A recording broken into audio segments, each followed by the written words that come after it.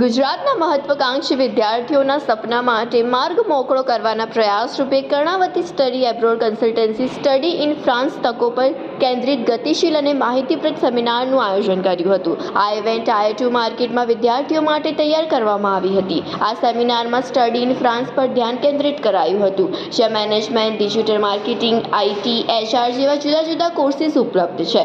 આ પ્રસંગે ડિરેક્ટર શ્રીમતી શ્વેતા વોરાએ વિદ્યાર્થીઓને જાણકારી આપી હતી. આ સેમિનારમાં ગુજરાતના ટાયર 2 બજારોમાંથી 500થી વધુ વિદ્યાર્થીઓ જોડાયા હતા. હું શ્વેતા વોરા, EUC અબ્રોડમાંથી ડાયરેક્ટર ઓફ EUC. આજે આપણે AMAમાં એક સેમિનાર રાખ્યો હતો ફ્રાન્સ સ્ટુડન્ટ વિઝા માટે, જેમાં 50થી વધારે લોકો આવ્યા છે. અને બીજું કે આજે આપણે LIGMR કોલેજમાંથી મિસ્ટર લોહિત શર્મા, જે ફ્રાન્સ કોલેજમાંથી આવ્યા છે, એમને પણ ઇન્વાઇટ કર્યા હતા. સ્ટુડન્ટના જે કંઈ પણ ડાઉટ હતા એ આજે આપણે ક્લિયર કર્યા છે અને સેમિનાર આપણો સક્સેસફુલ રહ્યો છે.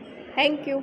મેડમ, આજનો જે પ્રોગ્રામ હતો, જે તમે ફ્રાન્સ કોલેજની વાત કરો છો, એમાં કેટલી કોલેજો તમારી સાથે સંકળાયેલી છે અને કેવા પ્રકારના કોર્સ કરાવવામાં આવે? ઓકે, આપણી પાસે આજે 650થી પણ વધારે કોલેજો યુરોપ કન્ટ્રીની આપણી સાથે સંકળાયેલી છે અને એમાં બેચલર્સ છે, માસ્ટર્સ છે, આ બધા જ કોર્સીસ આપણી પાસે છે.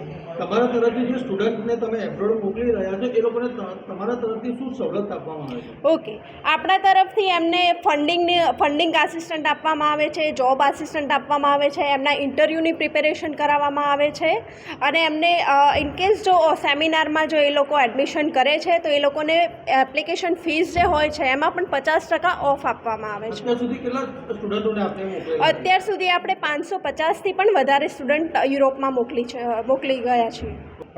मैं Kapil Patidar, I am the HOD of EUC abroad और यहाँ पर पूरे यूरोपियन कंट्रीज़ जो हैं 44 कंट्रीज़, वहाँ के लिए वीज़ा प्रोसेस कंप्लीट किया जाता है.